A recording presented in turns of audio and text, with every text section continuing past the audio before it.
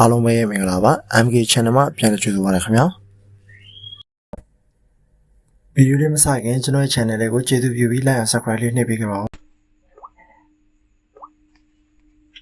အားလုံးပဲမင်္ဂလာပါကျွန်တော်ဒီနေ့ဝင်ပြပေးခြင်းတဲ့အကြောင်းအရာတော့ Redmi 8 ကွန်ပျူတာမလို့ပဲကျွန်တော်ဖုန်းလော့ဖြစ်တဲ့နေကိုကျွန်တော်ဝင်ပြပေးသွားမှာဖြစ်ပါတယ်ကျွန်တော်ဥမာဖုန်းလော့နဲ့လာတဲ့ဖုန်းပေါ့နော်အဲ့ဒီကောင်ကိုကျွန်တော်တို့ကွန်ပျူတာမလို့ပဲလော့ဖြစ်နေကျွန်တော်ဝင်ပြပေးသွားဖြစ်ပါတယ်ဥစားပထမကျွန်တော်ပါဝါချက်လောက်ပေးလိုက်မယ်ဖုန်းမှာလော့နေထားမှာကျွန်တော်ပါဝါချက်လောက်ပေးလိုက်မယ်အဲ့ဒီတော့ AI မျိုးပေါ်လို့ရှင်းလို့5စက္ကန့်လောက်ကြာဖြစ်နေပြီလေပြန်ပါဝါပေးလိုက်မယ်ပြန်ကျွန်တော်တို့ recovery ဝင်ဖို့အတွက်ကျွန်တော်တို့ follow up key ရဲ့ power key ကို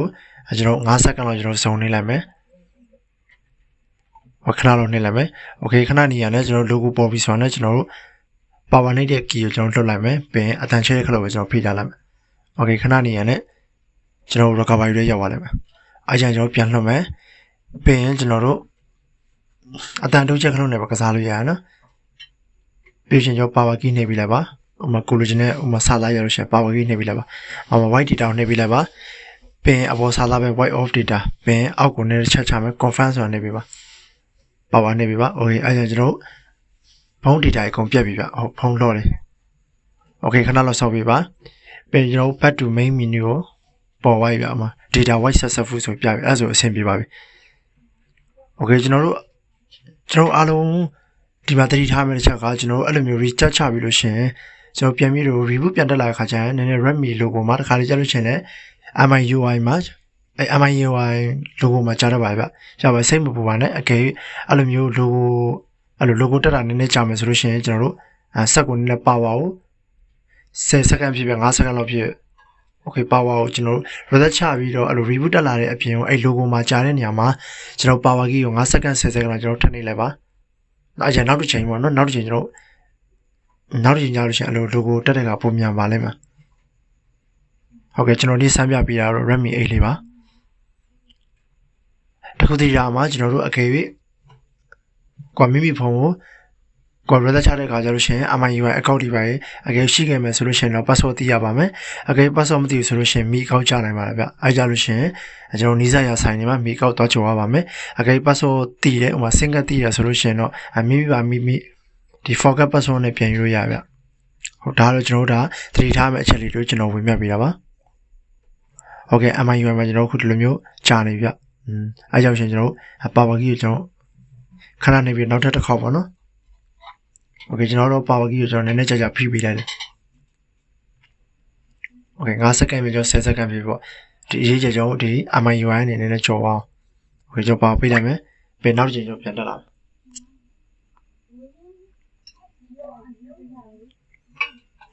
okay ကျွန်တော်ခဏလောက်ဆောင်မယ် okay အဲ့လိုမျိုးမှလည်းကျွန်တော်တို့ကပို့ပြီးတော့အဆင်ပြေသွားလိမ့်မယ်ဗျ okay အဆင်ပြေသွားပါပြီကျွန်တော်အင်္ဂလိပ်ရွေးမယ်ကိုကျွန်တော်ပြောသလိုပဲကျွန်တော်တို့သတိထားတဲ့အချက်ကတော့မိကောက်လို့ရှိမယ်ဆိုလို့ရှိရင်ကျွန်တော် password သိတင်ပါတယ်အကယ် password မသိဘဲနဲ့အကယ်ဘာပြောရှင်လဲ single တွေပါရှိရပါတယ်ဗျအဲ့ဒါမှအကောင်လုံးမိမှာဘာတစ်ခုမှမရှိဆိုရင်တော့ဆိုင်ပါပဲဘိုင်ဘက်လုံးမှာအဆင်ပြေပါတော့ဗျာ okay scan နှိပ်လိုက်မယ်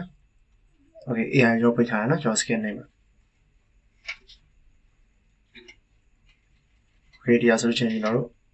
အဆင်ပြေပါပြီဗျ okay ကိုကျွန်တော်ဒီလုပ်ပြပြီးတော့ကျွန်တော် MIUI 12.5.5 ပါခင်ဗျ okay restore နေလည်းရတယ်non on နေလည်းရပါကျွန်တော်ဖုန်းမှာ original ပါတဲ့ကောင်လေးကိုကျွန်တော်ခု